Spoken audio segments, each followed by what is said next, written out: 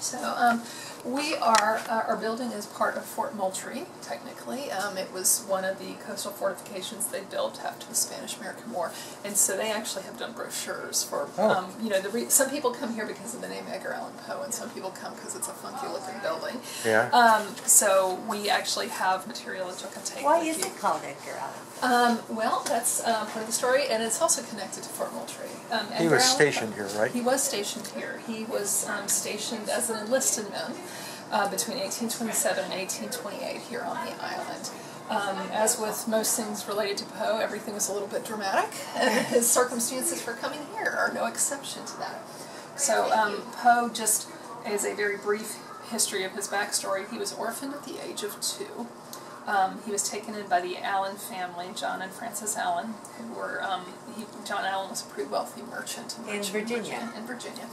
We stayed at the bed and breakfast. Oh, very good, very good. Okay, so he was, you know, taken in by the Allens, and they brought him up to be a Southern gentleman, such as that was, you know, with all of the niceties and the etiquettes and the education that entailed. And at the age of 16, he went to the University of Virginia in Charlottesville, where he saw many other young Southern gentlemen living very, very well, and Mr. Allen had not given him what he deemed an adequate salary or allowance to keep up with those young men. So John Allen being wealthy, Poe went around to various shops, and they were willing to extend him credit because they thought that John Allen was going to come and pay for this. John Allen was a very thrifty Scotsman, and this was not a very good bet. So Poe ran up a lot of debt. In an attempt to cover up for this, he gambled, and in the space of a couple of years, he amassed a debt of what they stipulate, or in the brochure from Park Service, $2,500, which is a tremendous sum of money in the 1820s. So John Allen found out about this, and he was furious because he had no intention of covering those debts. That was a lot of money. And he said, I'm not paying for you to go back to that college because that is not a good place for you. And they had a big fight about it. And the next thing we know, Poe heads up to Boston. There are various speculations as to why he went to Boston, one of which is that the only remaining thing that he ever had from his mother, who had passed away when he was 2, was a picture of a scene in Boston, and on the back she had written, where they have always been very hospitable to me.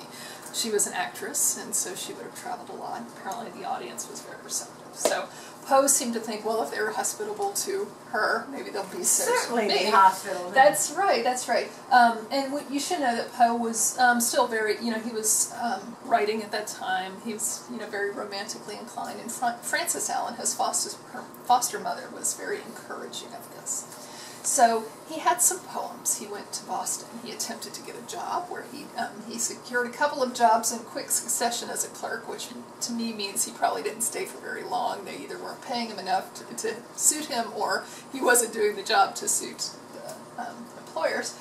But he scraped together enough money, and he put out a pamphlet, really. It was a little booklet of poems, and it was just called Tamerlane and Other Poems. He did not put his name on it. He ascribed it to a Bostonian.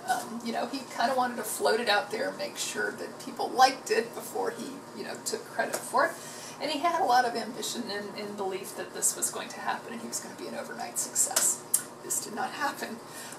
He didn't blow people away with these booklets, although it is interesting to note that it is considered one of the holy grails of American literature if people ever find one of those, because they're so rare. They were not made to last. They were relatively cheap paper. One sold at Sotheby's not too long ago for over $600,000. So, but only 12 are known in existence. Timberlane. Tamerlane. Tamerlane. Yes. Tamerlane. It was one of those epic romantic poems. So he was out of money. He needed to find something to do with himself. And it's also widely, accepted that the creditors were probably on his path or on his trail and trying to find him because, as I said, he owed a lot of money. And the army was a great way to disappear. The army didn't really care, who you were. He went into the recruitment office and he said, "My name is Edgar A. Perry," instead of Poe. He said he was 22 when he was only 18 years old. And he said that he had the occupation of being a clerk, which wasn't totally true. I mean, he'd had a couple of jobs like that, but he never really held a proper job. But nevertheless, they said, sign here, and we'll give you a signing bonus, which, to show the contrast in amount he owed versus what he was getting from the Army, $6 was the signing bonus that you get to enter as a private into the Army. Now, it might have been more if he had been an officer, or, officer material, but he wasn't. Might have gotten 10. He might have gotten more, that's right, you never know. However, what is interesting about Poe's time, he started up in Boston. Their regiment was moved down here to Fort Moultrie, and I think it did go back up towards Virginia again, too. But in the space of his 18, 19 months that he was in the Army, and he had signed up for 5 years, but in that space of time, his rise through promotions was nothing short of meteoric. He went from a private to a sergeant major, and the next place from sergeant major is West Point, so that tells you how fast he went through there. That is not a normal thing, but of course he was a very well-educated man who could charm people and who could write for them. He ended up working more in an office than he did doing the real grunt work of military life. And he got along well with his officers, that were above him, and so he did well. The only thing is, it wasn't particularly exciting for Poe. Poe had, I think, a lot of romantic notions of what military service was going to be. There is evidence that he was in some sort of junior guard to when Marquis de Lafayette came on this big tour through the United States after about 50 years after the Revolutionary War. He was part of this guard, so he remembered the parades and he remembered the accolades that Marquis de Lafayette had. He was, impressed by that. There was also no war. There was no action at that time. We actually were in a peaceful time. So he's down here. You think about Sullivan's Island. You think how hot it is today, and not particularly fun. The fort in and of itself. Have you been down to Fort Moultrie? So the fort that Poe would have known, or around, as far as size of the fort, would have really been at like where the visitor center is in the present-day fort. It was just, the space of a couple of blocks of that size. There was no organized like street system or anything here on Sullivan's Island. It was mostly some family homes from the people in Charleston, some, shacks that people might have lived in here and gone hunting and things, and then there's just, sand and bugs and not exciting. So Poe was actually kind of ready to get out of the Army at that time. So he thought, well, I'll just go tell my commanding officer everything, and I'll just get out. But that's not how it works in the Army, because he had signed a piece of paper. He said it was going to be 5 years of his life that he was giving to the Army. And the way you got out of the Army back then is you had to pay someone to replace you. That's right. He had only served about 1.5 years of his term, and so he fesses up to his commanding officer and tells him, he's really underage. And back then it was kind of interesting because they still expected you to be in close contact with your parents. You couldn't just necessarily run away from home. They had, things where they needed permission and they needed to know that you're going back somewhere. So his commanding officer said, we like you, Poe. We want to help you out. This is what you got to do if you want to get out of the Army. You need to reconcile with your foster father. And maybe he's got the money to get your replacement, because that's the only way you're going to get out. And we also think, that you have a lot of potential. You could go to West Point. You could go on to be an officer if you wanted to do this. So he wrote to John Allen, and John Allen was still mad because it hadn't been that long. It hadn't even been 2 years since that whole thing went down. And so John Allen ignored Poe's letters for some time and was content to let Poe, stay in the Army. And then Francis Allen died rather unexpectedly, and in a spirit of mutual grief and mourning for the loss of Francis, the two men did briefly reconcile. And the next thing you know, Poe is headed, he is out of the Army. John Allen and Poe had the conversation that many young men have with their fathers of, what are you going to do with your life? What are you qualified for? This poetry thing? I don't think so. This is not a living. And they started talking about West Point a little bit. And so Poe then said, well, that sounds like that would be good. And it is interesting because Poe seemed to suffer from this delusion that because he had served 1.5 years, somehow that was going to put him on an express route to officer status through West Point. And they have a 4-year college system up there. And they have been known, you know, especially in the past, up until the 1990s when they outlawed hazing, they treated their freshmen very badly. They, you know, the underclassmen were not treated well at all. And also it was a different kind of life. It was very regimented up there. You know, he could be down here and he would do his job and he would do a couple of drills in there. And then he'd have time to wander around and take notes and write poetry and share stories around the campfire and things like that. None of that was available at West Point because every minute of his time was pretty much scheduled for classes and drills and parades and going to, you know, the dining hall and where he would have to serve the upperclassmen, and they would give him a hard time. They'd call him old man because he was like 20 and most of those guys were 16, and so he was not enjoying himself. We ended up going to West Point. And at that time, something else happened that was rather interesting. Now, Poe had contracted with a man named Mr. Graves down here to get out of the Army. So he was supposed to pay him $75, you know, which John Allen had given him. And that tells you again, you know, he signed on for $6, $75 to get someone to come in for the rest of your time. He paid him $25 and he said, I will send you the other $50.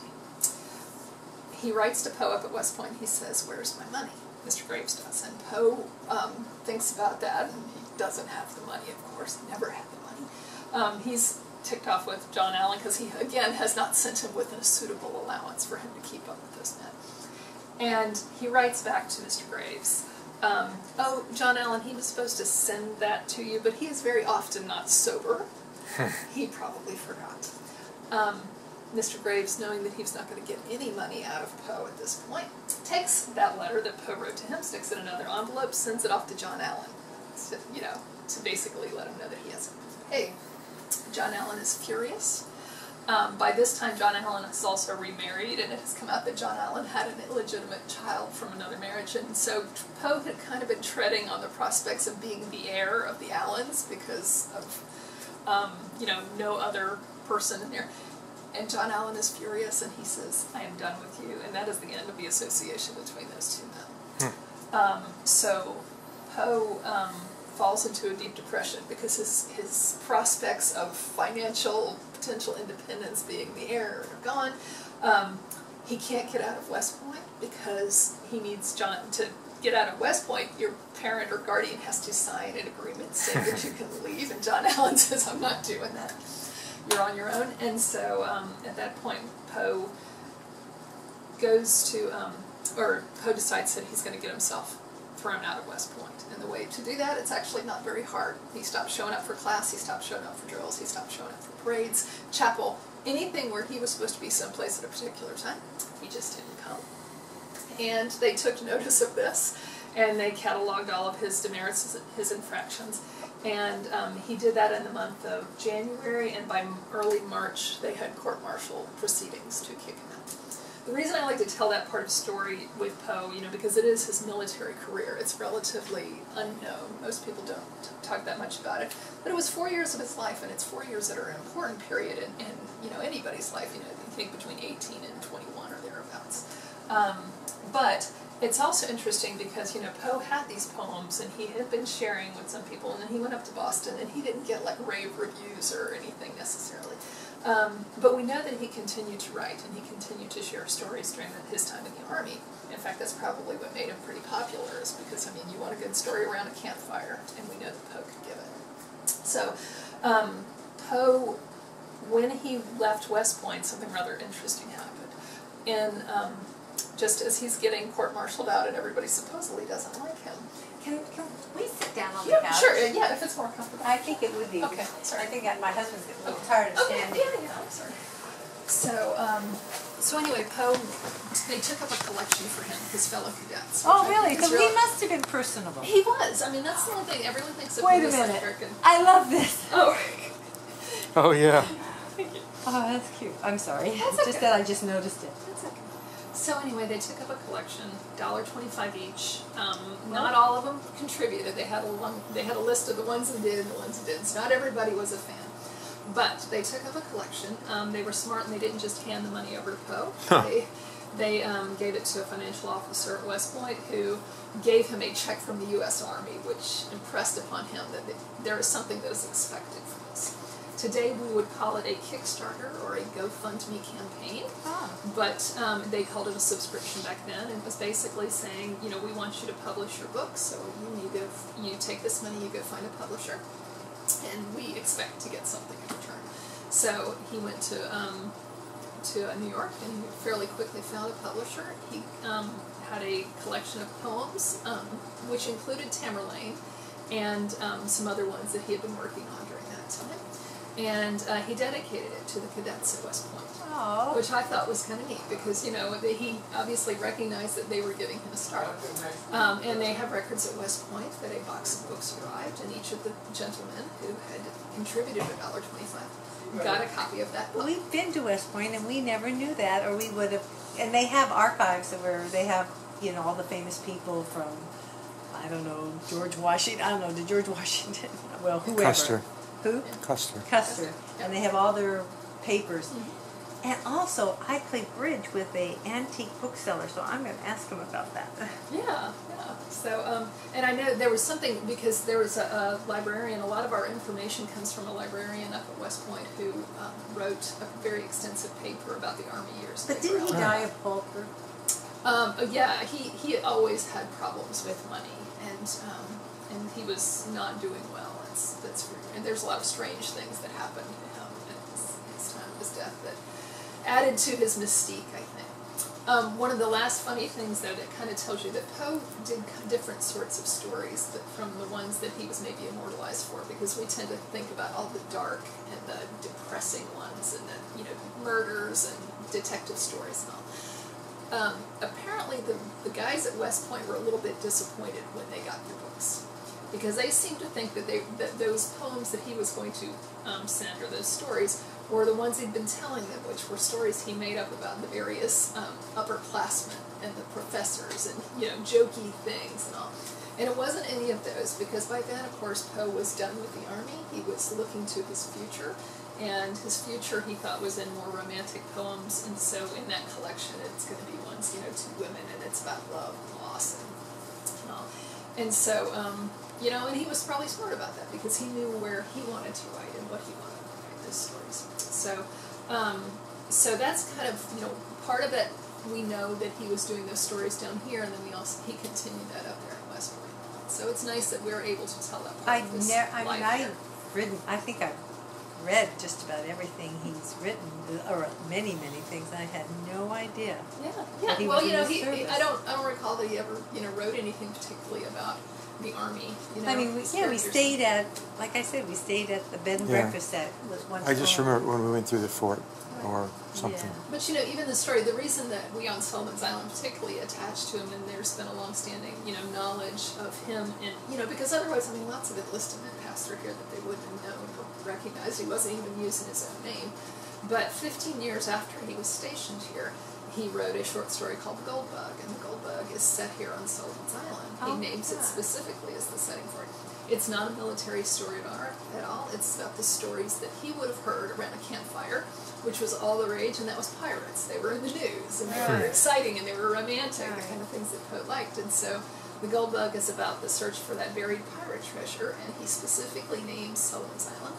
And we don't know if he took notes while he was here and started writing it, or if it was something that came after.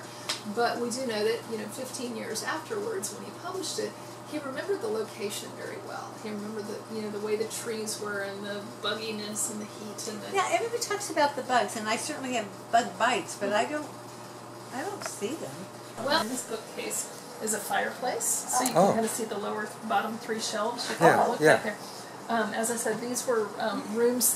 One could ask why you need a fire, but It is still a little nippy in the wintertime, you know, like December, January would have gotten cold.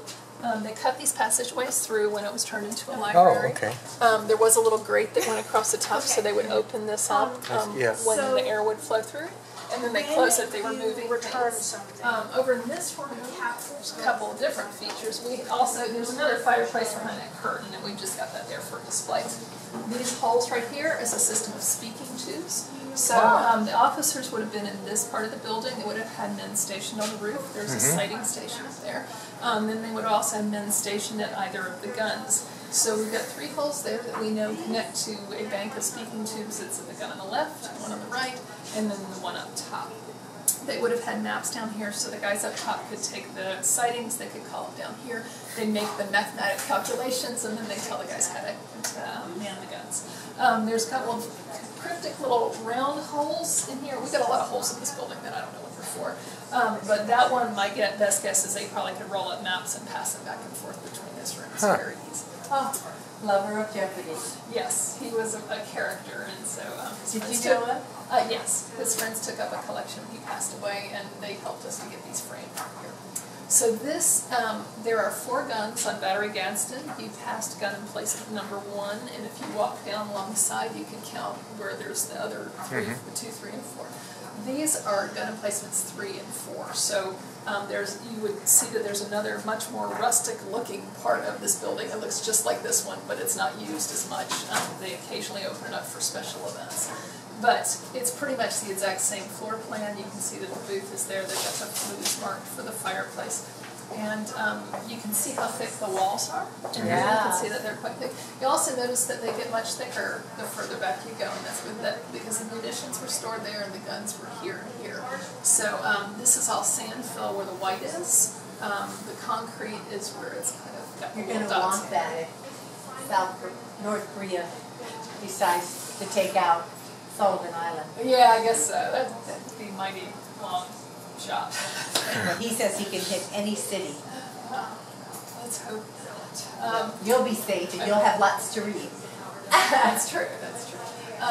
So you're going to see here that they had programmed, I don't know that they ever did, just because they never were operational during wartime, so they wouldn't have needed all of the shells, but they could have had 500 projectiles per gun, so that could have been like 1,000 shells in that room right there, and 1,000 boxes of, or cartridges of powder that would have been in the children's room if they had it fully outfitted. Like I said, I don't know that they ever did because they never really saw it in action here.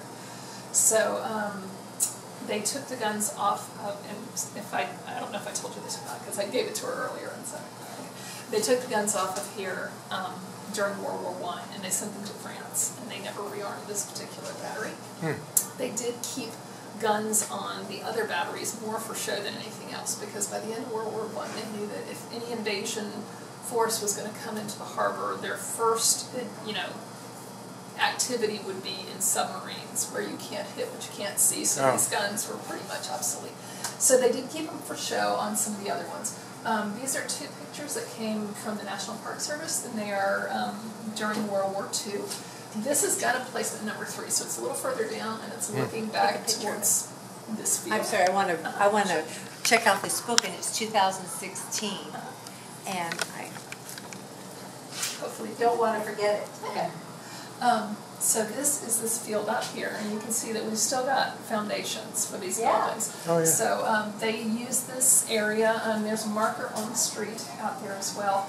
During the 1930s, the Civilian Conservation Corps had this as a place where they could gather supplies and also organize men. They had some barracks here, and then they would send them out on work crews to do projects in the southeast. And so odds are they probably used this battery as well for storage because they wouldn't have used it for anything else. They had already pulled all the munitions out for it. But you can see those buildings, the barracks, and you can see the storage buildings that would have been in this field back here. This gun right here is at the Black Battery, Battery Thompson, which is the one right across the street. So it's got the parking lot in front of it. And what's that used for now? Not much of anything. I know that they used to do some like training type things for the Sullivan's Island Fire and Rescue volunteer staff, but other than that, they don't really use it for anything. But you can see that's the gun, and then this is where our library is right here. So this is Battery Gadsden, and you can see where our elementary school is behind the battery. We saw they had barracks back there too. They had, I've been told, as many as like 3,000 men stationed on here during World War II. They would get them ready and they'd send them over to France, or Europe. And they also had a really big Navy base here. So between the Army and the Navy and the transportation, it was a very, very active place. And it was Gadsden? Gadsden. What's the treaty between the United States and Mexico that determined the Boundary? Yeah, we The had lunch at the hotel. Gadsden Purchase. Yeah, is that the same That's Gadsden? actually the same one, and it's funny that you said that because most people, and it's on the internet too, so it must be true. But, Yeah. But Wikipedia. according to one of the rangers, or that did a research project on these batteries and all, he found in paperwork up at the Library of Congress and in the archives and all that it was this battery was named after Philip Gadsden, who was the author of the Gadsden Purchase. Most people just assumed because it was Gadsden, it was Christopher Gadsden, who is a very big local hero, distant cousin to Philip Gadsden. Okay. But he was the man who came up with the "Don't Tread on Me" snake flag that was so we see popular. that around here. Yeah, exactly. And he was a Revolutionary War patriot and hero. And Philip?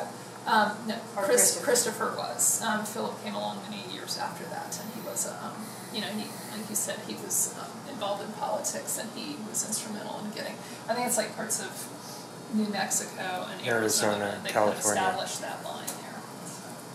So, Okay. a couple other just things about that.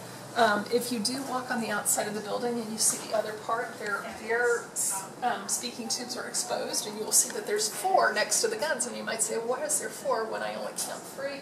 And that's because we have a bonus one on either side. A what? A bonus speaking tube. So this would have been where the guys in here could talk to the guys at the gun out there, and so that's why their bank, ours are covered up with these big iron doors. The other part of the building, they're not exposed, or they're not covered up. So yes, you can see. This is where they would have kept the lanterns as backup power. They had an electrical generator station between these 2 batteries. So they did have some electric lights, but if that power failed, it gets mighty dark in here, and so this was their way of having the some light, but it was as far away from the munitions. Their generator. With generators. And then back here, so this is our children's room. This is where they would have stored the powder for the guns. And this is not anything particularly exciting, but some people like to see it, which is, this is our store. We use it for storage, but this is what they call the powder passage, which is where they would have taken the powder out. So if they were taking the shells out, a team of 4 men could put them on a cart and wheel them out to the gun on the left and the right. But so they wouldn't get in each other's way, they would take the powder out through the doorways. Well, the powder room and children's That's room, right. where you would use powder. And these are iron doors from that, the actual original Yeah, they look building. so nice. You did a nice job restoring them. Yeah. And there used to be one right across here too, so there's still a hinges for it, but they would have had another one. This is a very neat library. I wish all libraries had a docent like you. So did you get to use this? We did. We had a program on Saturday for the kids, and Marie is Forget the kids. yeah, and actually it was probably half kids and half